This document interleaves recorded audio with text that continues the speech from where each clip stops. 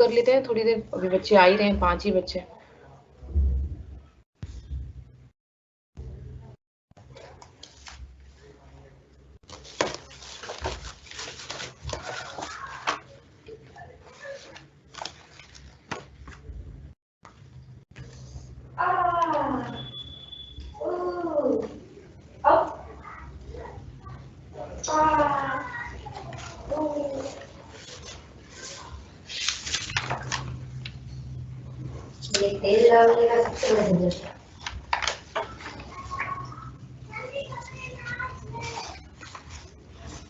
Good afternoon everyone, myself Bhavana कुमारी।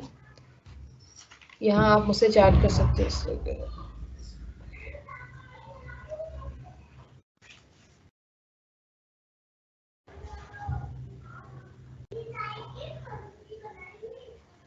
Okay fine sir.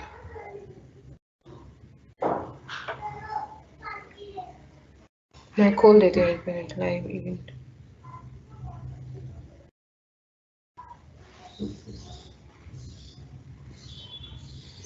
मैं अभी आप लोगों को डिबेट्स पढ़ा रही हूँ कि जो इंटरनेशनल रिलेशंस में डिबेट्स हुई हैं अलग अलग टॉपिक को लेके, कि किस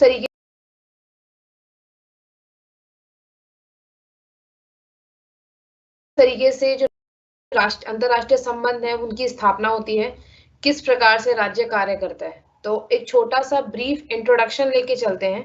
गुड आफ्टरनून साबिया। एक छोटा सा ब्रीफ इंट्रोडक्शन लेके चलते हैं कि कैसे स्टार्ट हुआ था और कैसे अभी वो कॉन्सेप्ट चल रहा है। तो मैंने कल आप लोगों को, पता नहीं क्लास में बच्चे कितने अटेंडेंट थे, बट इम्पोर्टेंट अटेंटिव थे। मैं स्टार्ट करती हूँ जो मैंने कल से छोड़ा था, ठीक है। अंतरराष्ट्रीय संबंध में जब हम बात करते हैं तो हम ये देखते हैं कि एक राज्य दूसरे राज्य के साथ अपने संबंधों को किस प्रकार से स्थापित करता है। एक राज्य की खुद की पॉलिसीज क्या क्या होती हैं, वो किस चीजों के बारे में सोचता है, क्या राज्य में न्याय, नैतिकता जैसी चीजें महत्वपूर्ण है या नहीं है, ये सब चीजें बात करता है अंतरराष्ट्रीय संबंध। क्योंकि हम मानते हैं कि हम प्रत्येक व्यक्ति जो इस सब्जेक्ट को लेते हैं, जो भी स्टूडेंट्स जुड़े हुए हैं इंटरनेशनल रिलेशन से, जिन्होंने पॉलिटिकल साइंस को पढ़ा है, उनको पता है कि इसका जो मेन एस्पेक्ट है, जो इसका कोर पॉइंट है, कोर थीम है, वो क्या होता है, वो स्टेट होता है।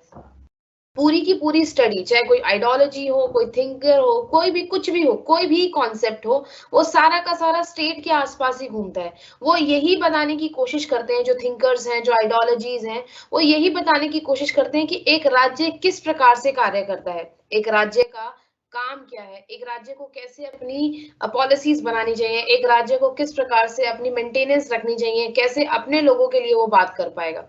तो ये सब चीजें मैटर करती है एक राज्य के लिए, और इन्हीं चीजों को एक्सप्लेन किया जाता है थिंकर्स के द्वारा, आइडियोलॉजिस्ट के द्वारा। हमने राज्य के कार्यों को अलग अलग रूप में बांट दिया। राज्य के कि अंतरराष्ट्रीय लेवल पर राज्य किस प्रकार से काम करता है, इसका डिस्कशन हम इंटरनेशनल रिलेशंस में पढ़ते हैं। किस प्रकार से एक राज्य अपनी पॉलिसीज को बनाता है, इसे हम फॉरेन पॉलिसी में पढ़ते हैं।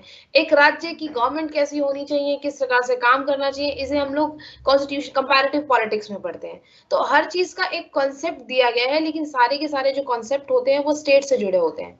तो as same is that international relations में भी यही चीज है।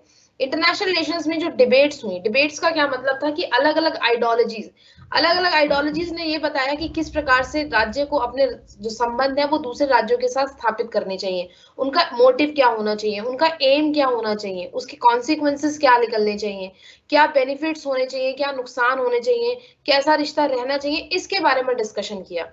ठीक है। तो जब हम इंटरनेशनल रिलेशंस को पढ़ते हैं तो इसको हम एक सिंपल भाषा में समझे तो क्या होता है, अंतरराष्ट्रीय संबंध का अर्थ होता है कि ऐसे संबंध जो राज्य दूसरे राज्यों के साथ स्थापित करता है, जिसमें उसका फायदा हो, जिसमें एक राज्य के व्यक्तियों का फायदा हो, क्योंकि राज्य की सारी पॉलिसी, सारा कॉन्सेप्ट उसके स्टेट के बेनिफिट्स के लिए होना चाहिए। ठीक है।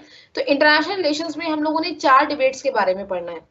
इंटरनेशनल रिलेशंस में जो डिबेट का टाइम स्टार्ट हुआ वो माना जाता है कि वर्ल्ड वॉर वन के बाद से स्टार्ट हो गया, क्योंकि वर्ल्ड वॉर वन में सब कुछ अनार्की में था। अनार्की का मतलब क्या था? अराजकता का कॉन्सेप्ट था कि जिसको जितना मिल रहा है वो लूटने में लगा हुआ था। कोई कॉन्सेप्ट ऐसा नहीं था कि राज्य को किस प्रकार से कार्य करना चाहिए। और जो थोड़ा बहुत था वो आइडलिज्म से जुड़ा हुआ था, जिसे हम प्लूटो और एरिस्टोटल के कॉन्सेप्ट में पढ़ते हैं। प्लूटो और एरिस्टोटल क्या बोलते हैं कि एक राज्य कैसा होना चाहिए? छोटा राज्य होना चाहिए, पावर जो होनी चाहिए वो राजा के पास होनी चाहिए, प्रत्येक व्यक्ति को कुछ अधिकार मिलने चाहिए, कुछ नहीं मिलने चाहिए, क्योंकि दोनों ने कॉन्सेप्ट में अलग अलग दिया है। उनका कॉन्सेप्ट आइडियोलॉजिकल बेस पर है कि किस प्रकार का राज्य होना चाहिए, किस प्रकार का है, किस प्रकार का कर हो सकता है, इस पर उनका फोकस बहुत ज्यादा नहीं रहा, इसलिए इन्हें आइडियलिस्ट थिंकर कहा जाता है।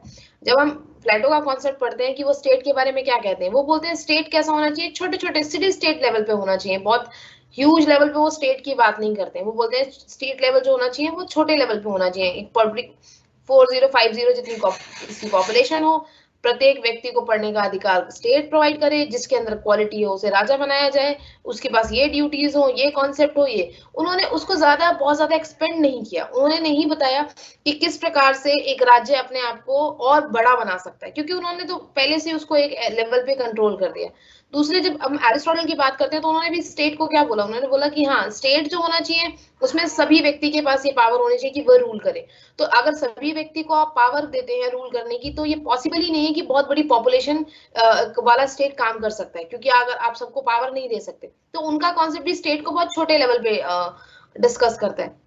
लेकिन जो इन थिंकर्स को फॉलो किया, जिन्होंने आगे जाके जो इन थिंकर्स की कॉन्सेप्ट को लेके चले, वो आइडियलिस्ट थे। उन्होंने नॉर्मेटिव कॉन्सेप्ट रखा कि स्टेट ऐसा होना चाहिए, वैसा होना चाहिए। तो ये इतना वैल्यूएबल नहीं रहा इंटरनेशनल रिलेशंस में, क्योंकि धीरे धीरे लोगों को क्या लगा? धीरे धीरे लोगों को लगा कि नहीं, इंटरनेशनल लेवल ऑट टू पे फोकस नहीं करता है। इंटरनेशनल रिलेशंस जो होते हैं वो कैसा है, अभी किस तरीके से काम कर रहा है, इस पे फोकस करता है। तो इंटरनेशनल रिलेशंस में जो डिबेट स्टार्ट हुई, वो पहली डिबेट स्टार्ट हुई 1930 से 1950s के बीच में। ये डिबेट हुई दो थॉट के बीच में। पहली थॉट जो लिबरल इंस्टीट्यूशनलिस्ट कहा जाता है, उन्हें कहीं ना कहीं आइडियलिस्ट थिंकर भी कहा जाता है, और दूसरा थे रियलिस्ट। लिबरल इंस्टीट्यूशनलिस्ट थे और जो आइडियलिस्ट थे, उनका क्या मानना था? उनका मानना था कि जो इंटरनेशनल रिलेशंस हैं वो इस आधार पर बने होने चाहिए कि उनका इकोनॉमिक कॉपरेशन हो। समझ रहे हो? राज्य का कार्य क्या है? राज्य का कार्य है कि वो दूसरे राज्यों के साथ अपने इकोनॉमिक रिलेशन सुधारे। अच्छे रिलेशन होंगे, इकोनॉमिकली हम एक दूसरे पे डिपेंडेंट होंगे, तो हम लोग युद्ध की संभावना उतनी कम हो जाएगी। अब इम्पोर्टेंट ये है कि ये युद्ध वाली बातें आई क्यों? क्योंकि देखा जाता है कि इससे पहले पहला विश्व युद्ध हो चुका था। 1914 से 1918 के बीच में जो विश्व युद्ध हुआ, उसने इस हद तक तबाही मचाई कि लोगों को समझ में आने लगा कि इंटरनेशनल रिलेशंस स्टैब्लिश होना बहुत ज्यादा जरूरी है। किस प्रकार के संबंध स्थापित होंगे, राज्य किस प्रकार से कार्य करेगा, किन चीजों पे फोकस किया जाएगा, इसके बारे में डिस्कशन शुरू हुआ। और जब डिस्कशन शुरू हुआ तो अलग अलग थॉट्स निकल के आई, और जो दो सबसे पावरफुल थॉट निकल के आई उसमें एक थी लिबरल इंस्टीट्यूशनलिज्म, जो लिबरलिज्म का एक पार्ट थी, जिसे आइडियलिस्ट भी कहा गया, और दूसरा कॉन्सेप्ट था रियलिज्म का। जो लोग आइडियलिज्म को फॉलो करते हैं, आइडियलिज्म का कॉन्सेप्ट क्या मानता है? आइडियलिज्म की काफी सारे पॉइंट्स जो है वो आपको इंस्टीट्यूशनलिज्म, लिबरलिज्म में देखने को मिलते हैं। आइडियलिज्म क्या बोलता है? आइडियलिज्म बोलता है कि जो इंसान होता है वो नेचर से अच्छा होता है, वो अच्छे नेचर का बंदा है, मॉरल वैल्यूज होती हैं, और वो कॉपरेशन को एम्फसाइज करता है, इंटरडिपेंडेंस को बढ़ाता है। कि वो मानता है कि जितने हम लोगों के बीच में कॉपरेशन होगा, जितना इंटरडिपेंडेंस होगी, वो वॉर जैसी प्रॉब्लम्स को, कॉन्फ्लिक्ट जैसी प्रॉब्लम्स को खत्म करेगी। वो मानता है कि एक राज्य दूसरे राज्य के साथ जितने अच्छे इकोनॉमिक रिलेशन स्टैब्लिश करता है, वो वॉर की प्रॉब्लम्स को उतना ही खत्म करता है। और इसी पॉइंट को बेसिक रखा गया लिबरल इंस्टीट्यूशनलिज्म में। ठीक है। दूसरी चीज वो क्या बोलते हैं? वो आइडियलिस्ट मानते हैं कि अगर इंटरनेशनल रिलेशंस इस बात पर आधारित होंगे तो हमें कौन सा एम अचीव होगा? कि हम इस चीज को अचीव कर पाएंगे कि हम लोग एक दूसरे को इकोनॉमिक स्टेबिलिटी प्रोवाइड करा पाए, सोशल स्टेबिलिटी प्रोवाइड करा पाए, सिक्योरिटी प्रोवाइड करा पाए। क्योंकि हम ये मान के चलेंगे कि हम सामने वाले के साथ हमारे रिश्ते अच्छे, इकोनॉमिकली इंटरडिपेंडेंस है, कॉपरेशन है, तो हमारे और इसके बीच में स्टेबिलिटी बनी रहेगी, युद्ध की संभावना उतनी ही कम हो जाएगी। ये लोग मानते हैं, ये जो थियरी है ये मानती है कि अगर एक स्टेट दूसरे स्टेट के साथ इकोनॉमिक कॉपरेशन को बढ़ाता है तो ये चेन बढ़ती चली जाती है। धीरे धीरे आप क्या करते हो? ग्लोबली लेवल पे कनेक्ट हो जाते हो, और जब ग्लोबली लेवल पर आपका बेनिफिट होता है तो आप सामने वालों से या किसी से भी युद्ध करने के लिए कभी रेडी नहीं होते हो। ठीक है। तो इस टाइम पे ये क्या मानते हैं कि व्यक्ति के लिए राज्य से ज्यादा इंपॉर्टेंट क्या हो जाता है? उसका इकोनॉमिक एस्पेक्ट। वो किस तरह कमा लेता है, उसका कॉर्पोरेशन किस लेवल का है, उसकी बेनिफिट्स हैं नहीं है, इस पर फोकस करता है। तो राज्य अपने ईगो को एक तरफ रख देता है। लेकिन तो इसको सपोर्टर में आए जो बेसिक आइडियलिस्ट थिंकर थे, जो इस थ्योरी को बढ़ाया और इसको लिबरल इंस्टीट्यूशन वालों ने इसको उठाया टॉपिक को। तो जो आइडियलिस्ट को सपोर्ट करते थे उसमें थे गांधी थे, बर्टन थे, रूसेल थे, वुडरो विल्सन थे, रिचर्ड कॉबडेन थे। ये सारे थिंकर थे जिन्होंने इस थियरी को सपोर्ट किया प्लेटो और एरिस्टोटल के बाद इंटरनेशनल रिलेशंस में। और इसी थियरी को लिबरल इंस्टीट्यूशनलिज्म वालों ने उठाया। उन्होंने बोला कि ये बात बिल्कुल सही है कि इकोनॉमिक कॉपरेशन और इकोनॉमिक इंटरडिपेंडेंस वॉर की प्रॉब्लम्स को खत्म कर देती है। और इसी बात को बहुत अच्छी तरीके से वुडरो विल्सन ने अपनी किताब में एक 14 पॉइंट्स उन्होंने एस्टैब्लिश करे। उसमें उन्होंने उनकी एक बहुत अच्छा उनका एक आर्टिकल है जिसमें उन्होंने 14 पॉइंट्स लिखे हैं, जिसमें उन्होंने बताया कि इसका एम क्या है, इकोनॉमिक कॉपरेशन का बेनिफिट क्या है, इसके नुकसान क्या है और ये किस तरीके से काम करता है। उन्होंने बोला कि इकोनॉमिक कॉपरेशन क्या करता है, इस जंगल रूपी राज्यों को, इन जंगल रूपी राज्यों को एक चिड़ियाघर में बदल देगा। वो मानता है कि लोग अपने राज्य कभी भी अपने अस्तित्व को या अपनी पहचान को नहीं छोड़ता है, वो क्वालिटीज उसमें रहेंगी, लेकिन वो किस में बदल जाएगा, वो एक इकोनॉमिक कॉपरेशन में बदल जाएगा। जैसे एक चिड़ियाघर में सारे जानवर एक साथ रहते हैं, उनके कुछ कंट्रोल्स हैं, उनको उस तरीके से पॉलिसीज दी गई है, फैसिलिटीज दी गई है कि वो अपने एरिया से बाहर ना निकले। तो ऐसी स्टेट के साथ किया जाएगा, उनको वो फैसिलिटीज दी जाएंगी, उनको वो स्टेबिलिटी दी जाएगी ताकि वो दूसरे पर अटैक ना करें, दूसरों से उन्हें किसी बात की दिक्कत ना हो। ठीक है, तो इसी चीज के लिए उन्होंने कहा कि नहीं, हम लोगों को क्या करना है, हम लोगों को ऐसे इंस्टीट्यूशंस प्रोवाइड करने हैं, ऐसे प्लेटफॉर्म प्रोवाइड करने हैं जहां पर सारे राज्य इकट्ठे होकर एक दूसरे से डिस्कशन करें, एक दूसरे से बात करें, ताकि वॉर की सिचुएशन जो हो वो कभी भी पैदा ना हो। और मैं यहाँ से पेज दिखा रहा हूँ ना, वहाँ पे दूसरा उस माइंड से देखती है कि मुझे इसकी अंदर गलती निकालनी है, तो वो माइंड सेटअप भी तो होता है ना कि अब तुम वीरेंद्र सर, आपकी आवाज आ रही है, आपके माइक ऑन करा हुआ है, चाहे वो कटिंगा क्या भी क्यों ना हो, तुम तो उसे भी, अरे हटा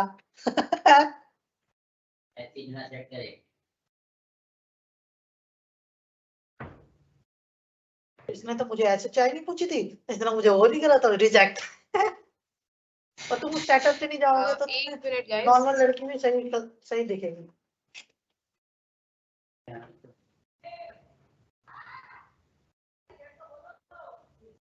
करके जाऊंगी मैं, उधर साइन नहीं किया। अच्छा सर, आपका माइक ऑन है। हेलो हेलो, हाँ सर, आपका माइक ऑन है। अब मैं क्लास ले रही हूँ ना, तो आपकी आवाजें सुनाई दे रही हैं जो आप पीछे से डिस्कशन कर रहे हैं। अरे कोई ओके, हम लोग कहाँ पर थे?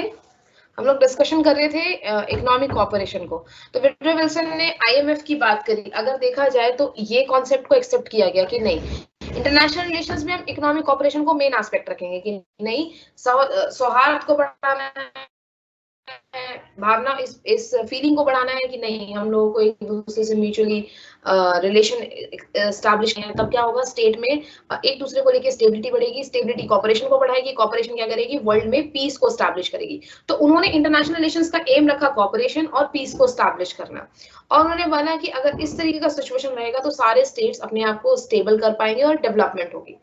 इसी आधार पर उन्होंने लीग ऑफ नेशन को एस्टैब्लिश किया, उसी आधार पर उन्होंने गेट को एस्टैब्लिश किया। ऐसी छोटी छोटी इंस्टीट्यूशन को एस्टैब्लिश किया जहां पर उन्होंने लोगों को एक मंच प्रोवाइड करा जहां पर वो लोग बैठ के डिस्कशन कर सकें, इकोनॉमिकली डेवलपमेंट को बढ़ा सकें और एक दूसरे की हेल्प कर सकें।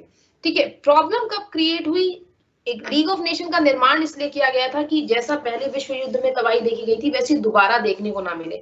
उसी प्रकार से जितना लोगों को बेनिफिट, जितने नुकसान हुए, जितने लोगों की जान मान हानि हुई, उतना दोबारा ना हो।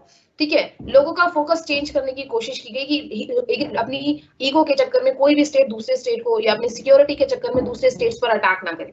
लेकिन प्रॉब्लम कब क्रिएट हुई, प्रॉब्लम जब क्रिएट हुई जब दूसरा विश्व युद्ध हो गया। इसका मतलब लीग ऑफ नेशन की तो वैल्यू ही खत्म हो गई। बनाया ही वो इसलिए गया था कि लोगों के बीच में युद्ध ना हो, लेकिन युद्ध तो हुआ।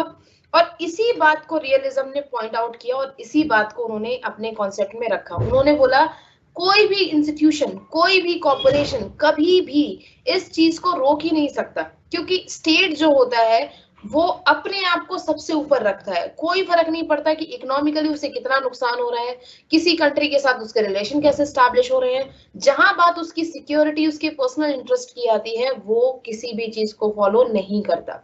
सबसे बड़े जिन्होंने इस चीज को बात करी, जिसने इस कॉन्सेप्ट को डिस्कशन किया, उसमें नाम आता है मॉर्गेंथ्यू का।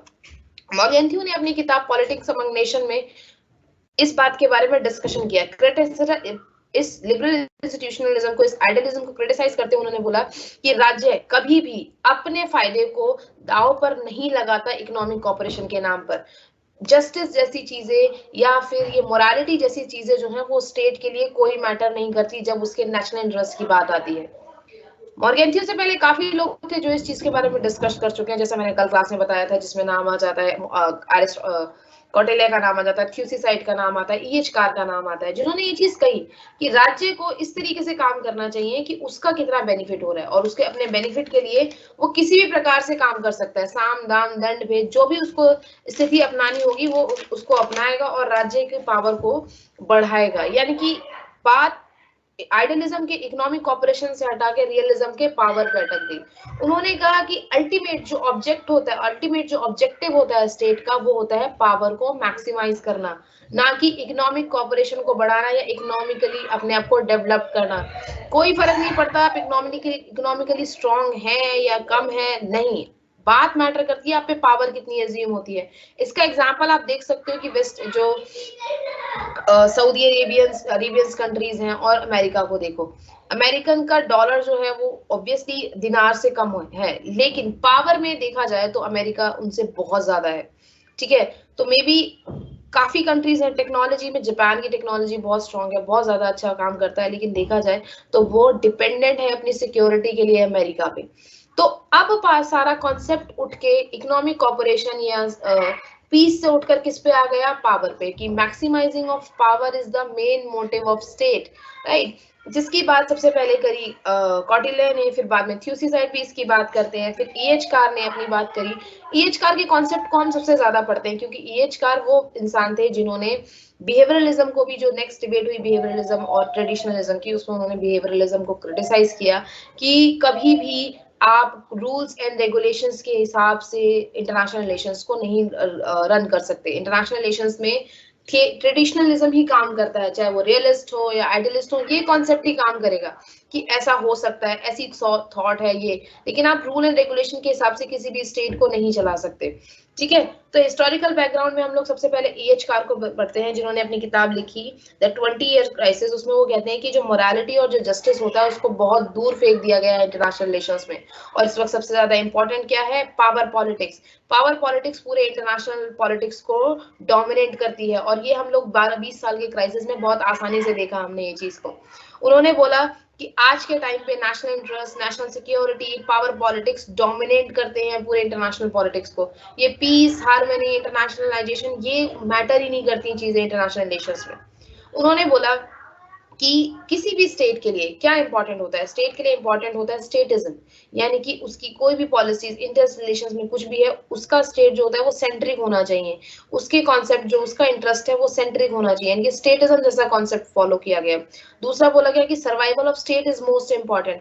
पता नहीं चाहे मैं चाहे आपसे कितना भी इकोनॉमिकली हम लोग बहुत अच्छे रिलेशनशिप में है, हमारा इकोनॉमिकली एक दूसरे के साथ अच्छा कॉपरेशन है, लेकिन पता नहीं कभी सिक्योरिटी कोई एस्पेक्ट हुआ और आपने मुझ पर अटैक कर दिया, मैं तो बर्बाद हो जाऊंगा, राइट। तो सिक्योरिटी और survival of state is most important than the economic cooperation और इकोनॉमिक डेवलपमेंट, और ये कॉन्सेप्ट हम जापान में बहुत इजीली देख सकते हैं, राइट। तो ये चीजें पे बात की गई रियलिज्म में। अपनी किताब मॉर्गेंथ्यू ने जो अपने 6 एस्पेक्ट्स, जिसमें उन्होंने बोला कि जो पॉलिटिक्स है वो उसका बेसिक कॉन्सेप्ट किस पर बेस्ड होता है, ऑब्जेक्टिव जो है उसका वो लॉज हैं जो किससे निकले हैं, व्यक्ति के नेचर से।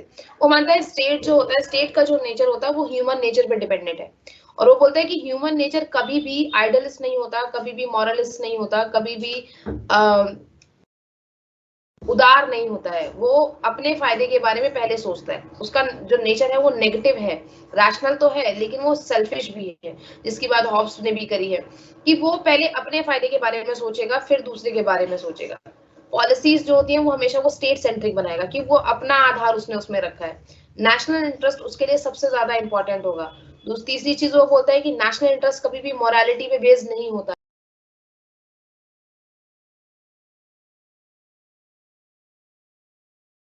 है। कभी भी मोरालिटी आपके नेशनल इंटरेस्ट से आगे नहीं निकल सकती है। मोरालिटी को आप कब फॉलो करते हैं, जब आपका नेशनल इंटरेस्ट को कोई भी इम्पैक्ट नहीं डालते हैं। ठीक है, इन सब चीजों को लिखा। उन्होंने बोला कोई भी यूनिवर्सल प्रिंसिपल नहीं है जो सारे स्टेट्स के लिए कंपलसरी हो कि आपको इसे फॉलो करना है, क्योंकि वो एप्लीकेबल हर स्टेट के अकॉर्डिंग हो ही नहीं सकता। हर स्टेट के इंटरेस्ट अलग अलग होते हैं, हर स्टेट का ज्योग्राफिकल एरिया अलग अलग होता है, हर स्टेट की पॉलिसीज अलग अलग होती है। तो आप कोई पर्टिकुलर या यूनिवर्सल प्रिंसिपल डाल ही नहीं सकते हमारी थियरी में जो सारे स्टेट्स को ढंग से काम करवा सके।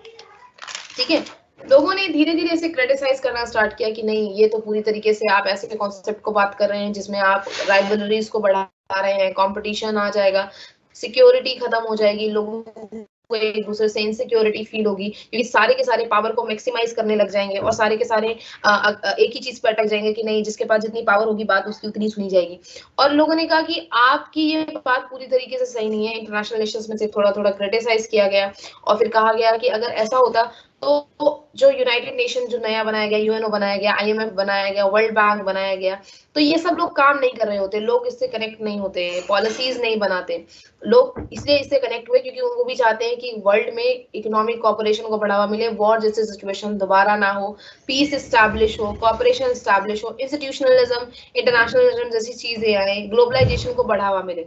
तो ये पॉलिसीज बढ़ रही हैं। तो आज के टाइम पे लोगों के लिए पावर को मैक्सिमाइज करना शायद इतना जरूरी नहीं है जितना रियलिज्म बताता है। आज के टाइम पे लोगों के लिए इकोनॉमिक कॉपरेशन भी मैटर करता है।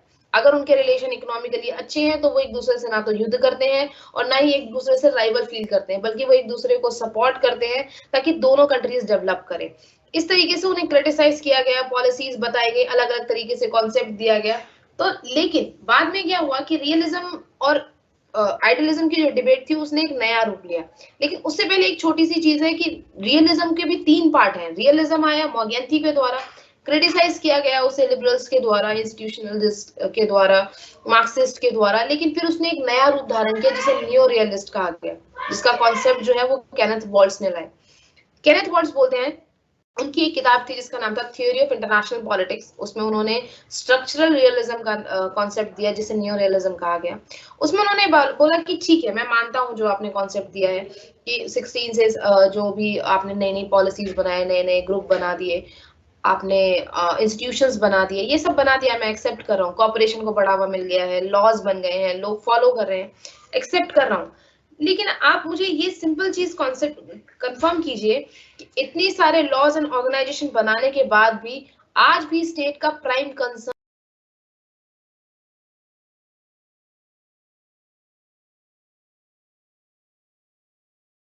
आज भी स्टेट फोकस किस चीज पे करते हैं? तो वो बोलते हैं कि आज के कॉन्सेप्ट में भी, चाहे आप कितने भी स्ट्रक्चर बना लो, कितने भी इंस्टीट्यूशनल बना लो, आज भी लोगों का जो मेन फोकस है वो क्या है, वो उनका पावर को मैक्सिमाइज करना ही है। क्योंकि वो क्या बोलते हैं, उन्होंने एक बहुत अच्छी बात बोली कि he prefers a more rigorous method of analysis than adopted by Morgenthau. He goes for understanding the structure for international system. तो thus for him scientific analysis of international politics is based on the understanding of structure. उन्होंने बोला कि मैं मानता हूँ international organisation आपने बनाए, laws बनाए, ये सब बनाया, लेकिन आप मुझे इसमें कंफर्म कीजिए जो आपने स्ट्रक्चर बनाए हैं इसमें सबको इक्वालिटी मिली हुई है? और ऐसी कौन सा इसमें जो पावरफुल है एक स्टेट जो सबको इक्वालिटी प्रोवाइड करता है? तो कहता है ऐसा कुछ नहीं है। अगर आप इंटरनेशनल पॉलिटिक्स को देखते हो, उसके स्ट्रक्चर को देखते हो, तो उसमें आप 2 चीजें देखते हो, पहले देखते हो अनार्की और दूसरा देखते हो आप हायरार्की।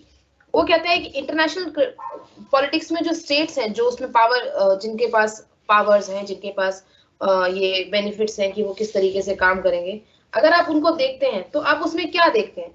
उसमें देखते हैं कि कोई भी वर्ल्ड गवर्नमेंट जैसा कोई स्ट्रक्चर है ही नहीं।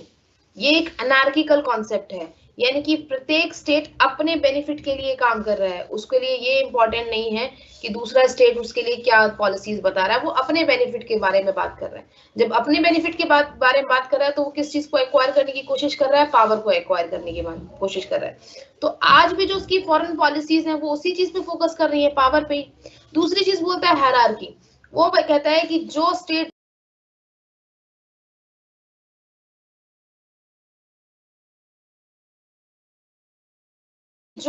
जितना पावरफुल है, जो स्टेट के पास जितनी पॉलिसीज हैं, जिस स्टेट के पास जितना पैसा है, वो उतना इंपॉर्टेंट रोल प्ले करता है इन इंस्टीट्यूशंस में।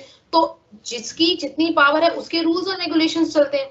तो जब ऑलरेडी स्टेट्स को पता है कि जिसके पास जितनी पावर होगी, जितना पैसा होगा, जितना स्ट्रांगली वो आर्म से होगा, उसकी लोग सुनेंगे।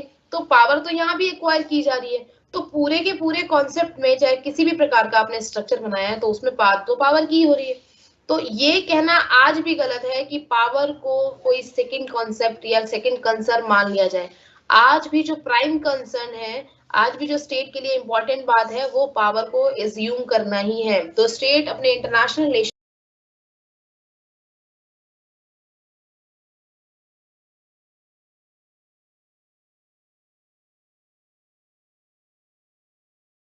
यानी कि ये मानते हैं कि कुछ रूल एंड रेगुलेशन के आधार पर आप स्टेट के पूरे स्ट्रक्चर को एस्टैब्लिश कर सकते हो, और वो rule and regulation her state के लिए कंपलसरी या जरूरी होते हैं। एचकार ने कहा कि कभी भी इंटरनेशनल रिलेशंस को आप रूल एंड कॉपरेशन को बढ़ावा मिल गया है, लॉज बन गए हैं, लोग फॉलो कर रहे हैं, एक्सेप्ट कर रहा हूँ। लेकिन आप मुझे ये सिंपल चीज कॉन्सेप्ट कंफर्म कीजिए कि इतनी सारे लॉज एंड ऑर्गेनाइजेशन बनाने के बाद भी आज भी स्टेट का प्राइम कंसर्न क्या है? आज भी स्टेट फोकस किस चीज पे करते हैं? तो वो बोलते हैं कि आज के कॉन्सेप्ट में भी, चाहे आप कितने भी स्ट्रक्चर बना लो, कितने भी इंस्टीट्यूशनल बना लो, आज भी लोगों का जो मेन फोकस है वो क्या है? वो उनका पावर को मैक्सिमाइज करना ही है। क्योंकि वो क्या बोलते हैं, उन्होंने एक बहुत अच्छी बात बोली कि he prefers a more rigorous method of analysis than adopted by Morgenthau. He goes for understanding the structure for international system. तो thus for him scientific analysis of international politics is based on the understanding of structure. उन्होंने बोला कि मैं मानता हूँ international organisation आपने बनाए, laws बनाए, ये सब बनाया, लेकिन आप मुझे इसमें कंफर्म कीजिए जो आपने स्ट्रक्चर बनाए हैं इसमें सबको इक्वालिटी मिली हुई है? और ऐसी कौन सा इसमें जो पावरफुल है एक स्टेट जो सबको इक्वालिटी प्रोवाइड करता है? तो कहता है ऐसा कुछ नहीं है। अगर आप इंटरनेशनल पॉलिटिक्स को देखते हो, उसके स्ट्रक्चर को देखते हो, तो उसमें आप दो चीजें देखते हो। पहले देखते हो अनार्की और दूसरा देखते हो आप हायरार्की। वो कहता है कि इंटरनेशनल पॉलिटिक्स में जो स्टेट्स हैं, जो उसमें पावर, जिनके पास पावर्स हैं, जिनके पास ये बेनिफिट्स हैं कि वो किस तरीके से काम करेंगे, अगर आप उनको देखते हैं तो आप उसमें क्या देखते हैं? उसमें देखते हैं कि कोई भी वर्ल्ड गवर्नमेंट जैसा कोई स्ट्रक्चर है ही नहीं। ये एक अनार्किकल कॉन्सेप्ट है, यानी कि प्रत्येक स्टेट अपने बेनिफिट के लिए काम कर रहा है। उसके लिए ये इंपॉर्टेंट नहीं है कि दूसरा स्टेट उसके लिए क्या पॉलिसीज बता रहा है, वो अपने बेनिफिट के बारे में बात कर रहा है। जब अपने बेनिफिट के बारे में बात कर रहा है तो वो किस चीज को एक्वायर करने की कोशिश कर रहा है? पावर को एक्वायर करने की कोशिश कर रहा है। तो आज भी जो उसकी फॉरेन पॉलिसीज हैं वो उसी चीज पे फोकस कर रही है, पावर पे ही। दूसरी चीज बोलता है हायरार्की। वो कहता है कि जो स्टेट जितना पावरफुल है, जो स्टेट के पास जितनी पॉलिसीज हैं, जिस स्टेट के पास जितना पैसा है, वो उतना इंपॉर्टेंट रोल प्ले करता है इन इंस्टीट्यूशंस में। तो जिसकी जितनी पावर है उसके रूल्स और रेगुलेशंस चलते हैं। तो जब ऑलरेडी स्टेट्स को पता है कि जिसके पास जितनी पावर होगी, जितना पैसा होगा, जितना स्ट्रांगली वो आर्म से होगा, उसकी लोग सुनेंगे। तो पावर तो यहाँ भी एक्वायर की जा रही है। तो पूरे के पूरे कॉन्सेप्ट में चाहे किसी भी प्रकार का आपने स्ट्रक्चर बनाया है तो उसमें बात तो पावर की हो रही है। तो ये कहना आज भी गलत है कि पावर को कोई सेकंड कॉन्सेप्ट या सेकंड कंसर्न मान लिया जाए।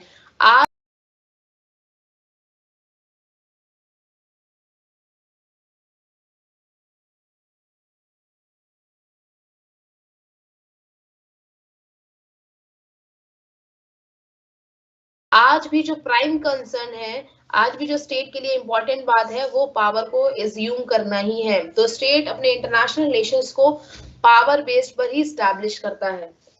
ओके, तो ये इनकी पहली जो थी डिबेट थी, जिसमें पहली डिबेट थी जो एडलिस्ट या लिबरल इंस्टीट्यूशनलिज्म वर्सेस रियलिज्म में हुई। दूसरी जो डिबेट स्टार्ट हुई वो 1960s के टाइम पे स्टार्ट हुई, जिसमें बिहेवियरलिस्ट और ट्रेडिशनल्स आते हैं। ठीक है, दो थियरीज के बारे में अपनी डिबेट स्टार्ट करी, जिसमें पहले थे बिहेवियरलिस्ट और दूसरे थे ट्रेडिशनलिस्ट। ठीक है, तो हम लोग इसको थोड़ा सा एक्सप्लेन करते हैं कि what is traditionalism and what is behaviouralism. ठीक है, बिहेवियरलिज्म का जो कॉन्सेप्ट है वो थियरी से उठाया गया है। ठीक है, इसकी शुरुआत करी थी डेविड ईस्टन ने इंटरनेशनल पॉलिटिक्स थियरीज में। कंपैरेटिव पॉलिटिक्स में इन्हें पढ़ा जाता है, थियरी में भी पढ़ा जाता है, पॉलिटिकल थियरी में, इंट्रोडक्शन टू पॉलिटिकल थियरी में इन्होंने रिवाइव किया था, और कंपैरेटिव पॉलिटिक्स में इन्होंने कॉन्सेप्ट दिया, साइंटिफिक कॉन्सेप्ट। इन्होंने बोला कि किसी भी स्टेट को चलाने के लिए आप कुछ पर्टिकुलर रूल्स एंड नॉर्म्स बना सकते हो, जिसके आधार पर आप स्टेट को कैसे काम करना है ये आप पहले से डिसाइड कर सकते हो। ठीक है, यानी कि ये मानते हैं कि कुछ रूल एंड रेगुलेशन के आधार पर आप स्टेट के पूरे स्ट्रक्चर को एस्टैब्लिश कर सकते हो, और वो rule and regulation her state के लिए कंपलसरी या जरूरी होते हैं, क्योंकि आप कुछ पर्टिकुलर पॉइंट्स को ध्यान में रख के स्टेट को एस्टैब्लिश करने की कोशिश करते हो। ठीक है, दोनों के बीच में डिबेट होने का रीजन तो शुरुआत EH कार ने ही कर दी थी। EH कार ने कहा कि कभी भी इंटरनेशनल रिलेशंस को आप रूल एंड रेगुलेशन के आधार पर या प्रिंसिपल्स के आधार पर नहीं चला सकते। इंटरनेशनल रिलेशन को हमेशा ट्रेडिशनल तरीके से ही चलाया जा सकता है। ट्रेडिशनल तरीके से क्या मतलब है, जो पुरानी थियरीज है जिसमें रियलिस्ट है, आइडियलिस्ट है, लिबरलिस्ट है, इन आधार पर ही आप इंटरनेशनल रिलेशंस को समझ सकते हो और उन पर वेट कर सकते हो, उस कॉन्सेप्ट पे बात कर सकते हो, क्योंकि इसमें आप अलग अलग थियरीज के बारे में डिस्कशन कर रहे हो। अलग अलग थियरीज जो है, अलग अलग स्टेट किस तरीके से काम करना चाहिए उस पर डिस्कशन कर रहे हो।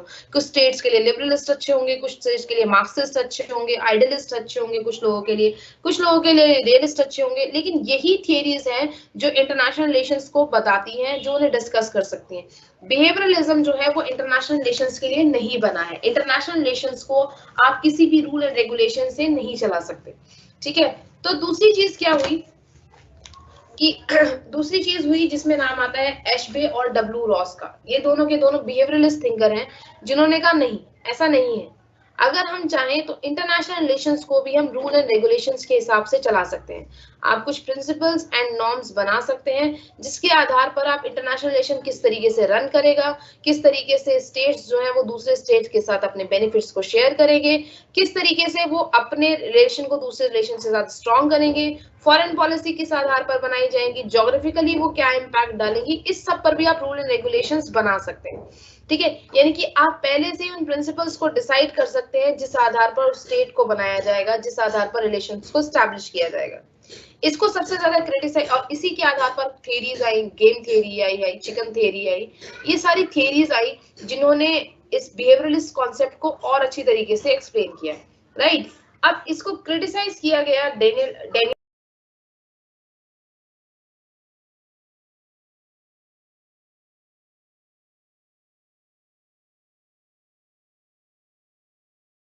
अब इसको क्रिटिसाइज किया गया डेनियल बेल के द्वारा। उन्होंने गेम थ्योरी को क्रिटिसाइज करते हुए बोला अब कि ये जो थ्योरी है ये कभी भी इंटरनेशनल रिलेशंस में काम कर ही नहीं सकती। आप कभी भी ये जीरो सम वाला कॉन्सेप्ट है, जो चिकन कॉन्सेप्ट है, ये आप फॉलो ही नहीं कर सकते कि आप पहले से ही बता दो कि आप किसको क्या सजा दोगे या किस तरीके से आप काम करोगे, तो कभी भी कोई भी स्टेट अपने ना तो रिलेशन स्टैब्लिश कर पाएगा और ना ही कभी भी वो किसी तरीके से एक दूसरे के साथ डिस्कशन कर पाएंगे। ठीक है, तो हम लोग थोड़ा सा ट्रेडिशनल को पढ़ते हैं, ट्रेडिशनल के बाद हम थोड़ा सा इसमें विज्ञान को जो बिहेवियरलिस्ट थियरी है उसको पढ़ते हैं। ठीक है, तो ट्रेडिशनल थियरी में हम लोग रियलिस्ट को पढ़ते हैं, रियलिस्ट जो कॉन्सेप्ट है वो ट्रेडिशनल थियरी में आता है। आइडियलिस्ट को पढ़ते हैं और लिबरलिस्ट को पढ़ते हैं, ये सारे के सारे ट्रेडिशनल थियरीज में आते हैं। ट्रेडिशनल को हम लोग इसमें भी पढ़ सकते हैं थोड़ा सा कि ये थिंकर्स जो डिस्कशन करते हैं ये बताते हैं कि प्रत्येक राज्य किस प्रकार से अलग अलग कॉन्सेप्ट में अपने स्टेट को चलाने की बात करता है, किस प्रकार से वो अपने स्टेट को बेहतर बनाने की कोशिश करता है। लेकिन जब हम बात करते हैं बिहेवियरलिज्म में, तो बिहेवियरलिज्म जो थियरीज आती हैं उसमें आता है पहली थियरी इसमें आप पहली थियरीज पढ़ते हो जिसका नाम है सोशल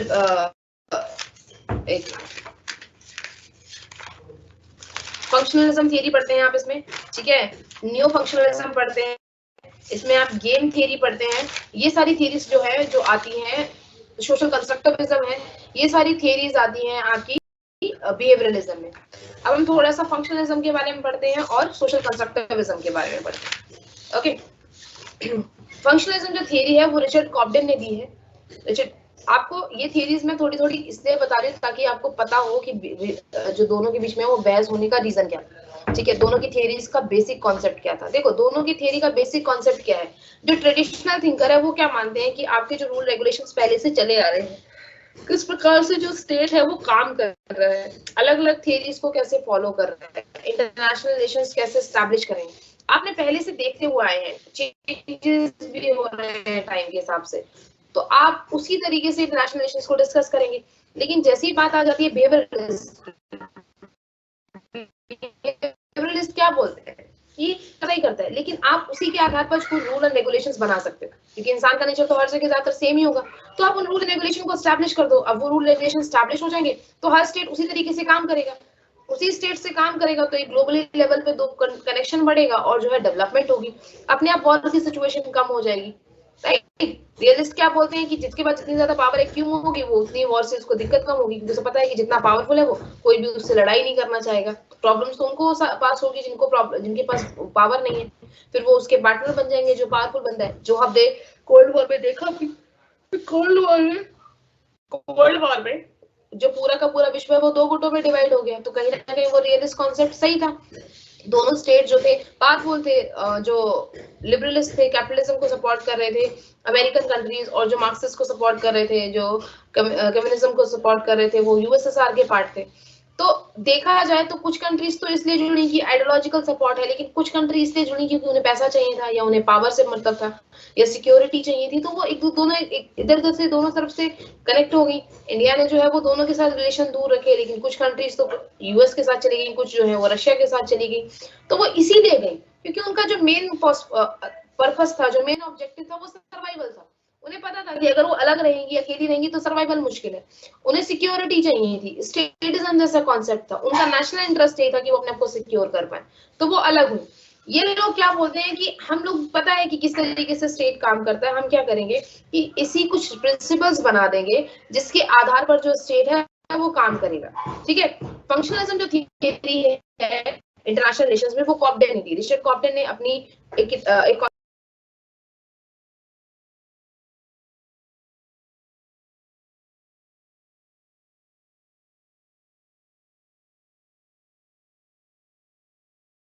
कॉन्सेप्ट दिया जिसमें उन्होंने कहा कि पॉलिटिशियंस को बाहर रखो और टेक्नीशियंस को अंदर ले आओ। इंटरनेशनल रिलेशंस को एस्टैब्लिश करने के लिए, पीस और कॉपरेशन को एस्टैब्लिश करने के लिए हमें पॉलिटिशियंस को बाहर रखना होगा। पॉलिटिशियंस को बाहर रखने का रीजन क्या है?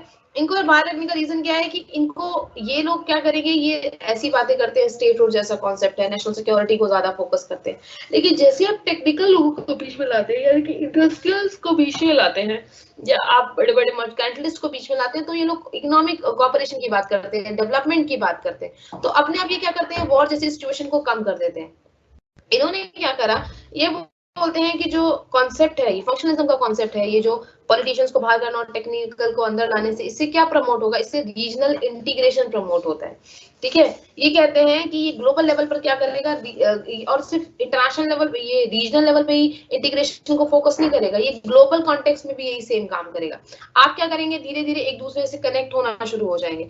आपका टेक्निकल कॉन्सेप्ट है, आपको पता है कि किससे आपको क्या बेनिफिट्स हैं, आप उस तरीके से एक दूसरे से कनेक्ट होंगे, कनेक्शन बढ़ेगा, तो अपने आप ही आप क्या करेंगे, युद्ध की प्रॉब्लम्स को खत्म करेंगे। और इसका एग्जाम्पल इन्होंने ईयू को दिया, जो यूरोपियन यूनियन है। यूरोपियन यूनियन में इन्होंने क्या बोला कि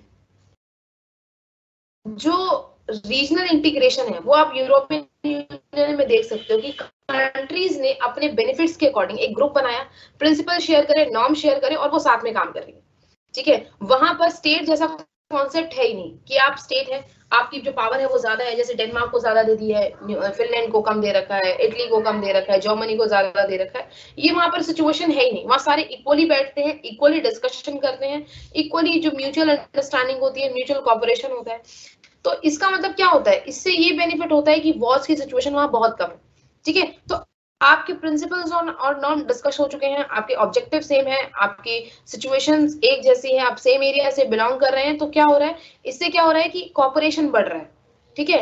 इसमें पॉलिटिशियंस ऐड नहीं है, इसमें क्या होता है, इसमें आपके टेक्निकल पर्सन ऐड है, ठीक है। आपको सिर्फ वहां पर इसलिए नहीं बिठाया गया है कि आप अपने इंटरेस्ट को लेके चलेंगे, नहीं, आपको ऐसी पॉलिसीज बनानी है जो सब लोगों के लिए बेनिफिट हो, जो भी उस ग्रुप के मेंबर है, ठीक है।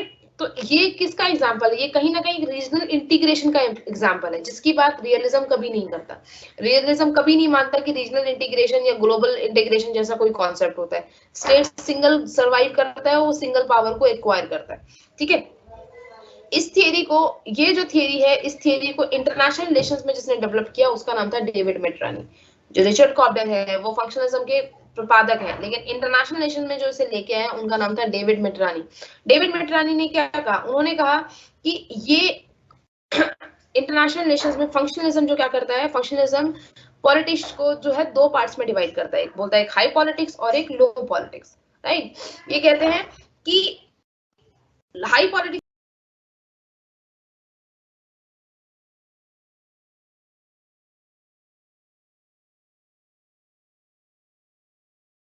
में आप क्या डिस्कस करते हो, स्ट्रैटेजिक इशू की, स्ट्रैटेजिक जो स्ट्रैटेजी इश्यूज हैं, किस तरीके से पॉलिसीज बनेंगी, क्या होगा, ये सब ये डिस्कस करते हो। लो पॉलिटिक्स में आप इकोनॉमिक को डिस्कस करते हो, ठीक है। ये बोलते हैं कि हम लोगों को क्या होना चाहिए, वो बोलते हैं कि पहले आप लोगों को किस पे अपनी अंडरस्टैंडिंग डेवलप करनी पड़ेगी, आपको अपनी डेवलप करनी पड़ेगी अंडरस्टैंडिंग लो पॉलिटिक्स पे, राइट। आपको अपने इकोनॉमिकली कॉपरेशन को बढ़ाना होगा, यानी कि आपको जैसे मान लो कि इंडिया और पाकिस्तान है, वो अपने अपने ट्रेड इश्यूज जो है, ठीक है, और जो क्रीक इशू है, इस ऐसे इश्यूज को डिस्कस कर रहे हैं। और इसके अलावा जो है वो कश्मीर इशू है, वो क्या है, उसका हाई पॉलिटिक्स है, ठीक है। तो वो क्या बोलते हैं, इसको इस बेसिक्स में समझो। वो बोलते हैं फंक्शनलिज्म, क्या बोलता है, फंक्शनलिज्म बोलता है कि इंटरनेशनल रिलेशंस होते हैं वो इंटरनेशनल पॉलिटिक्स पे डिपेंड करते हैं। इंटरनेशनल पॉलिटिक्स जो होती है वो दो पार्ट्स में डिवाइड होती है, एक होती है हाई पॉलिटिक्स, एक होती है लो पॉलिटिक्स। हाई पॉलिटिक्स में कौन से इशू होते हैं, जो स्ट्रैटेजिक इश्यूज हैं, जो आपकी कहीं ना कहीं आपके सेंसेस, जो कहीं ना कहीं आपके जो पर्सनल इंटरेस्ट हैं, या जो स्टेट को लेके पर्सनल इंफॉर्मेशन है, सिक्योरिटी है, उस सब से जुड़े हैं, ये सारे के सारे आपके हाई पॉलिटिक्स में आते हैं। दूसरा आपका आता है लो पॉलिटिक्स, जो आपके इकोनॉमिकली कॉन्सेप्ट से जुड़ा है, कि इकोनॉमिकली पॉलिटिक्स क्या है, इकोनॉमिकली रिलेशंस कैसे स्टैब्लिश है, क्या कॉन्सेप्ट है, ये सब। मिट्रानी क्या कहते हैं कि पहले स्टेट्स को क्या करना चाहिए, स्टेट्स को पहले अपने लो पॉलिटिक्स पे काम करना चाहिए, कि वो अपने ट्रेड इश्यूज को सुधारे, अपनी जो बेसिक्स प्रॉब्लम्स है उस पर काम करें, ठीक है। बोलते हैं कि आपको क्या करना है, आपको अब ये देखना है कि मैं फॉर एग्जांपल इंडिया और पाकिस्तान है, इंडिया और पाकिस्तान के बीच में कश्मीर को लेके बहुत बड़ा इशू है, लेकिन कश्मीर कभी भी लो पॉलिटिक्स में नहीं आएगा, कश्मीर हमेशा कहा जाएगा हाई पॉलिटिक्स में। तो आप हाई पॉलिटिक्स को अलग कर दीजिए और आप किस पर काम करिए, पहले लो पॉलिटिक्स पे काम करिए, आप उसके साथ अपने ट्रेड इश्यूज को सुधारिए, ठीक है। इससे क्या होगा कि जैसे जैसे आप ट्रेड पर फोकस कर रहे हैं, जिस प्रकार से आप इस कॉन्सेप्ट पे फोकस करेंगे, अपने आप से जो हाई पॉलिटिक्स का कॉन्सेप्ट है वो अपने आप ही क्या होगा, कुछ हद तक रिजॉल्व होना शुरू हो जाएगा, क्योंकि आप क्या कर रहे हैं, अपने इकोनॉमिकली इंटरडिपेंडेंस को बढ़ा रहे हैं, ठीक है। तो बोलता है कि ये जो कॉन्सेप्ट है, जो लो पॉलिटिक्स है, लो पॉलिटिक्स क्या करती है, कॉपरेशन को बढ़ाने में मदद करती है, ठीक है। आपकी डेवलपमेंट बढ़ती है, अंडरस्टैंडिंग डेवलपमेंट बढ़ती है, आपको समझ में आता है, क्योंकि क्या होता है, फिर आपको एक मंच प्रोवाइड हो जाता है, आपने टॉपिक्स डिवाइड कर लिए, आपके पास हाई पॉलिटिक्स के अलग टॉपिक हैं, लो पॉलिटिक्स के अलग टॉपिक हैं, आपने डिवाइड कर लिया है, आप लो पॉलिटिक्स पे काम कर रहे हैं, वो आपको क्या करेगा, स्टेज प्रोवाइड करेगा जहां पर अपनी प्रॉब्लम्स को डिस्कस करेंगे, आपके म्यूचुअल कॉपरेशन को बढ़ाएगा और अंडरस्टैंडिंग लेवल को बढ़ाएगा। तो ये बेनिफिट्स क्या हो गए, ये बेनिफिट्स करेगा आपको हाई पॉलिटिक्स में। उन्होंने इस कॉन्सेप्ट को नाम दिया, एक नया कॉन्सेप्ट फंक्शनलिज्म ने दिया, जिसमें कहा गया spill over effect. Spill over effect में वो क्या बोलते हैं कि जिस प्रकार से अगर आप ऐसे काम कर रहे हैं और ये कहीं ना कहीं सक्सेस होता है, तो इससे दूसरे लोगों को भी बेनिफिट दिखाई देगा, दूसरे लोग भी इसी तरीके से काम करेंगे, तो धीरे धीरे क्या होगा कि ये एक चेन स्टैब्लिश करेगा, ठीक है। लोग अपने लो पॉलिटिक्स पे काम करना शुरू करेंगे, जो धीरे धीरे एक मंच प्रोवाइड करेगा लोगों को बेसिक अंडरस्टैंडिंग के लिए। प्रॉब्लम्स वो कहते हैं कि हाई पॉलिटिक्स में जो सारे कॉन्सेप्ट है वो किस वजह से और ज्यादा बढ़ गए हैं, इश्यूज क्यों इतने ज्यादा बढ़ गए हैं, उसका रीजन है कि लोग उस पर डिस्कशन ही नहीं कर पाते हैं, उनके पास कोई मंच ही नहीं है जिसपे वो डिस्कशन कर पाए। लेकिन लो पॉलिटिक्स और हाई पॉलिटिक्स का डिवीजन इस मंच को आपको प्रोवाइड करता है और आपके इकोनॉमिकली कॉपरेशन को बढ़ाता है और आपकी अंडरस्टैंडिंग को बढ़ाता है, ठीक है। तो इसके बारे में वो बोलते हैं कि धीरे धीरे क्या करता है कि यही कॉपरेशन आपके अदर एरियाज में भी इफेक्ट डालता है और आपका डिस्कशन इस चीजों में बढ़ जाता है, और धीरे धीरे जो प्रॉब्लम्स है वो सॉर्ट आउट होती हैं और स्टेट में जो है वो कहीं ना कहीं कॉपरेशन बढ़ता है, ठीक है। तो यही कॉन्सेप्ट फंक्शनलिज्म में दिया।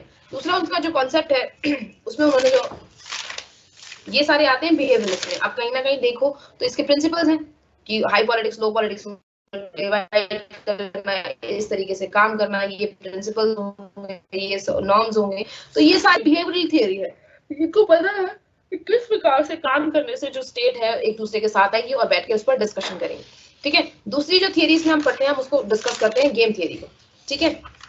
गेम थियरी क्या बोलती है, game theory is the part of behaviouralist approach. Game theory क्या बोलती है, ये थोड़ा सा सिस्टम थियरी को भी डिस्कस करेंगे। एक मिनट,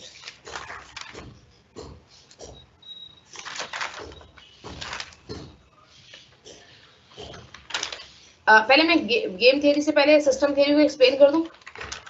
आप लोगों को कुछ समझ में ना आए, कोई क्वेश्चन पूछना हो तो आप डायरेक्टली मुझसे पूछ सकते हैं मैसेज करके, ठीक है। अभी हम लोग क्या कर रहे हैं, थोड़ी थोड़ी थियरीज डिस्कस कर रहे हैं, क्योंकि अगर मैं सिर्फ नाम लेके छोड़ दूंगी कि जो सिस्टम थियरी है, गेम थियरी है या फंक्शनलिज्म है, these are the part of behaviouralist approach, तो आपको समझ में नहीं आएगा कि इन थियरीज में है क्या। इसलिए मैं थोड़ा थोड़ा आप लोगों को समझा रही हूँ कि आपको थोड़ी थोड़ी थियरी भी समझ में आए, ठीक है।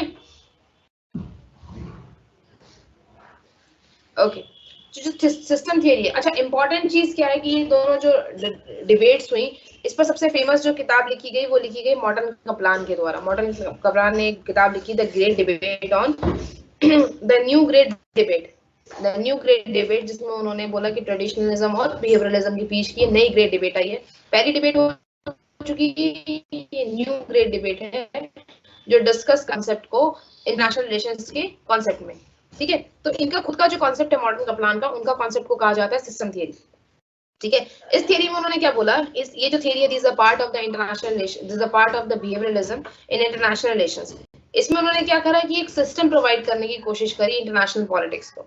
ये जो कॉन्सेप्ट था, ये बेस था set of element in the state of international, ये बोलते इंटरैक्शंस, ये बोलते हैं कि ये जो कॉन्सेप्ट है, it's based on the basic concept of system approach that is a set of element in a state of interaction.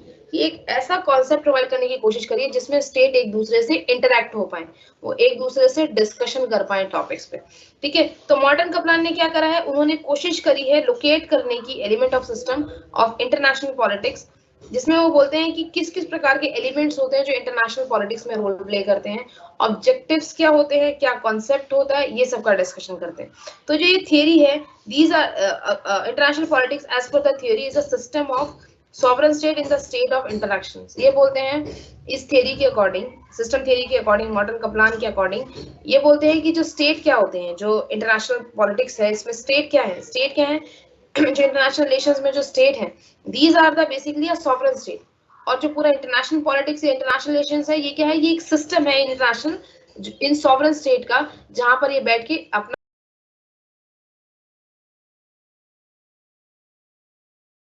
जहां पर ये बैठ के अपना इंटरैक्शन करते हैं, एक दूसरे से डिस्कशन करते हैं, ठीक है। तो ये बोलते हैं कि अब कपलान के अकॉर्डिंग कुछ ऑब्जेक्टिव्स होते हैं, राइट, इंटरनेशनल रिलेशंस के कुछ ऑब्जेक्टिव होते हैं, और उन ऑब्जेक्टिव को पूरा करने की कोशिश में कपलान ने ये थियरी दी। उन्होंने बोला कि ये जो थियरी है, ये आपको एक सेट प्रोवाइड करेगा जिसमें आप लोग इंटरैक्ट कर पाएंगे, राइट। किस प्रकार से इन्होंने क्या करा, अपनी थियरीज में पावर्स को डिवाइड किया है। इन्होंने कहा है कि पावर्स कैसे कैसे पार्ट्स में डिवाइड होती है, किसके पास कितना पॉपुलेशन होती है, किसके पास कितने मेरिट्स होते हैं, किसको किससे कितना फायदा होता है, ये सब इन्होंने अपनी थियरी में बताने की कोशिश करी है। फॉर इन शॉर्ट, इन्होंने अपनी थियरी में पूरे के पूरे वर्ल्ड को एक कॉन्सेप्ट या एक सिस्टम देने की कोशिश दी कि आप क्या करिए, पावर्स को ऐसे बांट लीजिए। एक मिनट गाइस, होल्ड करिए एक बार।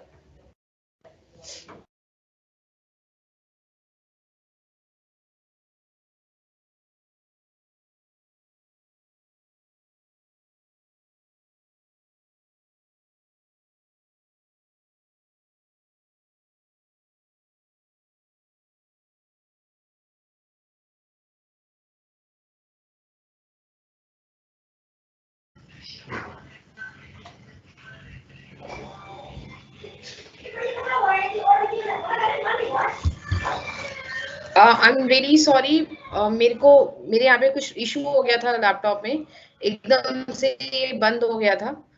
हम आवाज आ रही होगी मेरी सबको? एक मिनट, थोड़ा प्रॉब्लम हो गया था, उसके लिए सॉरी, बट हम लोग अपने टॉपिक को आगे बढ़ाते हैं। हम लोग मॉर्टन का प्लान को डिस्कस कर रहे थे, बिहेवियरिस्ट अप्रोच में जो आते हैं, जिनकी थियरी का नाम था सिस्टम थियरी, जिन्होंने एक मॉडल प्रोवाइड करने की कोशिश करी इंटरनेशनल रिलेशंस को समझने के लिए। उन्होंने अपनी थियरी में बताया कि किस प्रकार से जो राज्य हैं वो कार्य करते हैं, किस प्रकार से राज्य बने हैं, किस प्रकार से राज्यों ने इंटरनेशनल रिलेशंस को स्टैब्लिश किया है, ठीक है। एक मिनट, किसी का टेक्स्ट आया है, एक minute, good afternoon ma'am, Hindi में समझा दीजिए। ओके, हिंदी में, ओके।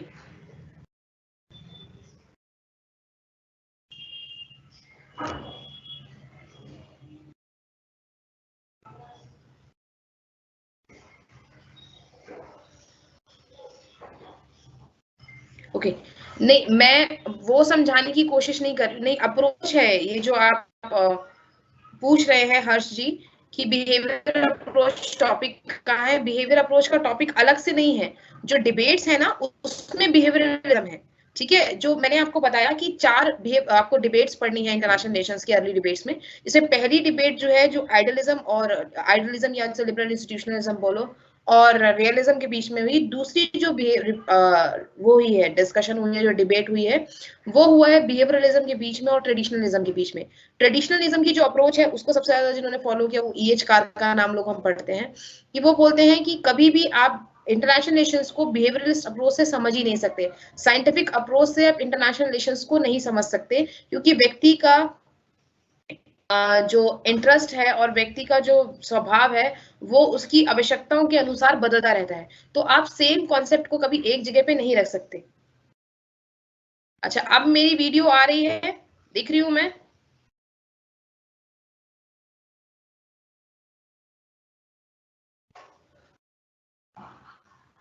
आप रिस्पॉन्स कर सकते हैं कि मैं अब दिख रही हूँ कि नहीं दिख रही हूँ।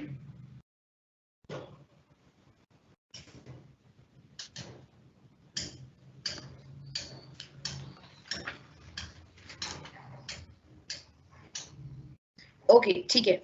तो हम लोग इसलिए मैं आपको ना बेसिक क्या कर रही हूँ कि थोड़ा थोड़ा ना जो बिहेवियरलिस्ट थिंकर्स थे, जो बिहेवियरलिज्म की जो अप्रोच है उसमें वो कौन कौन सी थियरीज को हम पढ़ते हैं, मैं उनके बारे में थोड़ा थोड़ा बता रही हूँ। कि उसमें जो आपका कॉन्सेप्ट है उसमें आपका सिस्टम थियरी आता है, गेम थियरी आता है, थोड़ा सा फंक्शनलिज्म आता है। ये सारी जो थियरीज हैं ये बिहेवियरलिज्म से जुड़ी हुई हैं। क्यों नहीं, एक मिनट रुकिए।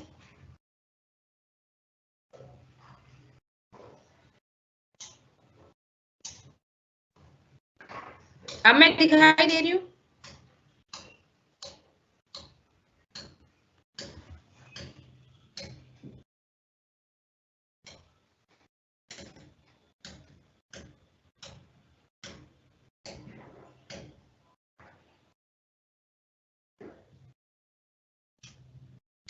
ओके, तो इसलिए मैं ना थोड़ी थियरीज आपको समझा रही थी।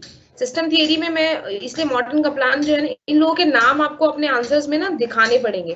जैसे अगर क्वेश्चन आ जाता है कि इंटरनेशनल रिलेशंस में, अंतरराष्ट्रीय संबंध में जो अर्ली डिबेट्स हुई वो किस किस विचारधाराओं के बीच में हुई, तो आपको बताना पड़ेगा थोड़ा थोड़ा कि जो पहली विचारधाराओं के बीच में जो विवाद हुआ वो थी आइडियलिस्ट, आदर्शवादी अप्रोच, और दूसरी थी आपकी रियलिस्ट अप्रोच। यानी कि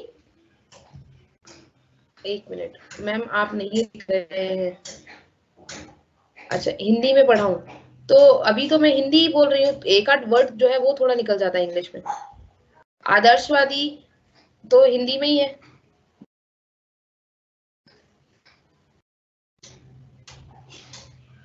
ओके, तो ये दो अप्रोच थी जो पहले जिन्होंने शुरुआत करी। वो लोग बोलते हैं कि एक जो आदर्शवादी है वो मानते हैं कैसा होना चाहिए राज्य को स्थापित करने के लिए, वो शांति पर बात करते हैं, सहयोग पर बात करते हैं, ठीक है, ग्लोबलाइजेशन की वैश्वीकरण पे बात करते हैं। वो बोलते हैं कि युद्ध है वो खत्म होने का सबसे बड़ा तरीका क्या होगा कि आप लोग एक दूसरे के साथ अपने जो इकोनॉमिक भावनाएं कम हो जाती हैं। जो दूसरी अप्रोच है, जो रियलिस्ट अप्रोच है, यानी कि जो जो है उस पर ही बात कर रही है, वो बोलते हैं कि नहीं, कभी भी राज्य के लिए उसका इकोनॉमिक एस्पेक्ट इतना मैटर करता ही नहीं है। उसके लिए क्या मैटर करता है, उसके लिए क्या इंपॉर्टेंट है, उसका खुद का इंटरेस्ट, उसका जो राष्ट्रहित है वो मैटर करता है। राष्ट्रहित के फायदे के लिए वो अपने इकोनॉमिक इंटरेस्ट को पीछे छोड़ देता है, ठीक है। राष्ट्रहित में क्या आएगा कि कितनी ज्यादा वो पावर को बढ़ा सकता है, कितनी पावर को लोगों से ले सकता है, कितने स्टेट को वो कंट्रोल कर सकता है। तो इस आधार पर वो राज्य अपने संबंध स्थापित करता है। जहां उसे दिखेगा कि अगर वो इसके साथ अपने संबंध स्थापित कर रहा है तो जो उसका राष्ट्रहित है वो पूरा होगा, या उसकी पावर जो है वो बढ़ेगी, तो उससे अपने संबंध स्थापित करेगा, चाहे उससे उससे इतना इकोनॉमिक फायदा हो रहा हो या नहीं हो रहा हो। क्योंकि उसे पता है कि जो राज्य है, जो अंतरराष्ट्रीय स्तर पर जो राजनीति है, अंतरराष्ट्रीय जो राजनीति होती है, वहां पर उसी व्यक्ति की बातों को सुना या समझा जाता है जिसके पास पावर ज्यादा होती है, ठीक है, जिसके पास जिसके पास पावर ज्यादा होगी, जिसका जो राष्ट्र हित है वो पूर्ण रूप से पूरा हो रहा हो, लोग उसकी बात सुनते हैं। लोग आज के समय में भी लोग अमेरिका की बात सुनते हैं, रशिया की सुनते हैं, चाइना की सुनते हैं, क्योंकि जो 5, आप इसका एग्जांपल आप यूएन में देख सकते हो। यूएन में जो 5 सीटें हैं वो उनके लिए है जो परमानेंट मेंबर है, तो उनके मुकाबले ज्यादा सुनते हैं जो जनरल असेंबली में रहते हैं, ठीक है ना, जो 5 पार्ट में डिवाइडेड है, ठीक है, तो उसमें उनकी ज्यादा सुनी जाती है। जो 5 जो है स्थायी सदस्य हैं, इसमें रूस है, चाइना है, ठीक है, अमेरिका है, फ्रांस है, तो ये लोग अपनी बातों को बेहतर तरीके से बता पाते हैं, उनकी चलती है। तो ये बताता है कि संबंध में नैतिक और जो न्याय जैसा चीजें हैं वो तो है ही नहीं। क्या इंपॉर्टेंट है कि आपके पास पावर कितनी है, आप कितने पावरफुल हो, आप चीजों को कितना बेहतर तरीके से खुद कर सकते हो। तो इसके आधार पर जो है वो अंतरराष्ट्रीय संबंधों की स्थापना होती है, ठीक है। तो ये 2 थियरीज थी, 2 विचारधारा थी जो पहली डिबेट में आती है, और उसके बाद जो डिबेट आई उसमें आते हैं ये व्यवहारवादी और ट्रेडिशनलिज्म, परंपरावादी। जो परंपरावादी लोग हैं वो लोग बोलते हैं कि व्यवहारवादी जो अप्रोच है, व्यवहारवादी जो विचारधारा है, वो अंतरराष्ट्रीय संबंध के बारे में चर्चा कर ही नहीं सकती है, क्योंकि कोई भी आपको एक नियम कानून बना के किसी भी अंतरराष्ट्रीय संबंध को स्थापित भी नहीं कर सकते। उसके कारण क्या है कि राष्ट्रीय हित लोगों के समय के हिसाब से बदलते जाते हैं, विचारों में बदलाव आता है, लोगों की सोच समझ, उनकी पॉलिटिक्स में बदलाव आता है। तो अगर आप सोचें कि इस राज्य के लिए आप, जैसे फॉर एग्जाम्पल मैं मान के चलूं कि मैं रोज 2 ही रोटी खाऊंगी, तो ये एक रूल बना दिया गया मेरे घर में कि इसे 2 ही रोटी मिलेगी, लेकिन कभी भूख बढ़ सकती है, कम हो सकती है, या लगे ही ना, तो चीजें बदल जाती हैं। तो एक ही तरीके के नियम कानून से आप किसी भी चीज को नहीं चला सकते। जो जीवित प्राणी है या जो सामाजिक चीजें हैं, उन्हें आप नियमों से नहीं चला सकते। जो नियम होते हैं वो सिर्फ साइंस में काम करते हैं, लेकिन सामाजिक आधार पर आप नियमों को साथ काम नहीं कर सकते, ठीक है। तो इसी चीज की आलोचना की जाती है परंपरावादियों द्वारा। और जो व्यवहारवादी अप्रोच है वो मानती नहीं, ऐसा नहीं है। अगर आप चाहें तो, क्योंकि आपको पता है कि कुछ चीजें हर समाज में वो कंपलसरी हैं, कि आप खाना तो खाएंगी ना, ये तो कंपलसरी है, इसमें तो बदलाव नहीं है। लेकिन उसका कुछ, अगर उसके लिए एक नियम बनाई दे कि नहीं खाना तो मिलना चाहिए, चलो थोड़ा कम का देखा जाएगा, लेकिन मिलना चाहिए, और ये नियम बना दिया गया, ठीक है। इन्हें पानी मिलना चाहिए और ये नियम बना दिया गया। तो जो चीजें बना दी गई हैं उसके हिसाब से भी आप राज्य को चला सकते हैं। राज्य के कुछ राष्ट्रीय हित हैं वो पूरे होंगे। मैम क्या आप नंबर शेयर कर सकते हो, कुछ भी डाउट हो तो मैं पूछ सकूं। कौन सा चैप्टर है ये? पहला ही चैप्टर है, अर्ली डिबेट है ये, इंटरनेशनल रिलेशंस की। बेटा नंबर तो मैं नहीं शेयर कर सकती, मैं एक बार सीनियर से डिस्कस कर लूंगी, टीचर से। तो अगर ग्रुप अलाउ करेंगी तो हम ग्रुप बना लेंगे, जहां पर मैं मटेरियल, जो किताबें हैं, जो ऑनलाइन मेरे पास थोड़ा बहुत मटेरियल है, मैं उस पर शेयर कर दूंगी आप लोगों को, ठीक है। मैं एक बार सर से डिस्कस कर लूंगी, ठीक है। तो आप लोगों के साथ मैं ग्रुप बना लूंगी जिसमें हम लोग इन चैप्टर्स को डिस्कस कर लेंगे। या जो मटेरियल है मेरे पास, एक्चुअली जो ये नोट्स है वो हैंड रिटन है, और ये इंग्लिश में नोट्स है। तो अगर मैंने शेयर भी कर लूंगी तो सबको इसका बेनिफिट होगा नहीं, इसलिए मैं बोल रही हूँ कि आप जो चीजें हैं उनको सुनिए, जो चीज नहीं समझ में आ रही वो पूछिए, ताकि हम उसको दोबारा डिस्कस करें, ठीक है। तो अभी ये क्लास खत्म करते हैं यहाँ पे, ठीक है। तो बिहेवियरलिज्म को थोड़ा सा मैं समझाऊंगी कल, छोटा सा, और उसके बाद जो तीसरी डिबेट हुई है तीसरी डिबेट जो रियलिज्म, यानी कि उदारवादी और मार्क्सिस्ट जो अप्रोच है, उसके 3 लोगों के बीच में जो डिबेट हुई है तीसरी वाली, उसको थोड़ा सा डिस्कस कर लेंगे, ठीक है। मैम डिबेट को हिंदी में क्या बोलते हैं? विवाद बोलते हैं, बहस बोलते हैं, ठीक है। बहस होती है किसी, जैसे मैंने अपनी कोई बात बोली और आप अपनी कोई बात बोलो, और हमारी दोनों बात एक ही चीज के लेकर हो रही हो, तो कहीं ना कहीं हम दोनों की जो अप्रोच है अपनी अपनी थियरी के हिसाब से सही होगी। मेरे हिसाब से ये चीज सही है, दूसरा आपके हिसाब से ये चीज सही है, तो हम दोनों की बहस हो जाएगी, क्योंकि राज्य तो एक ही है ना मेरे पास। अंतरराष्ट्रीय संबंध में मेरे संबंध स्थापित करने के लिए मेरे पास राज्य तो एक ही है, लेकिन उस राज्य में किस चीज की बात चलनी चाहिए, ये चीज इंपॉर्टेंट है। तो तब बहस होती है कि किस प्रकार से राज्य को चलाना चाहिए, राज्य किस चीज को फॉलो करता है, राज्य के अंतरराष्ट्रीय संबंध कैसे स्थापित होते हैं। ओके, तो हम लोग उसको कल थोड़ा सा डिस्कशन करें। मैम कुछ स्टूडेंट इंग्लिश वाले हैं, मैम नोट्स गूगल क्लासरूम पर आईडी बनाकर सेंड कर दो। ओके, थैंक यू रिया। मैं कल इस पर डिस्कशन करती हूँ, एक बार सर से पूछ लेती हूँ, मैं आपको फिर हैंड रिटन नोट्स ही शेयर कर दूंगी। Okay, thank you so much for this class, thank you.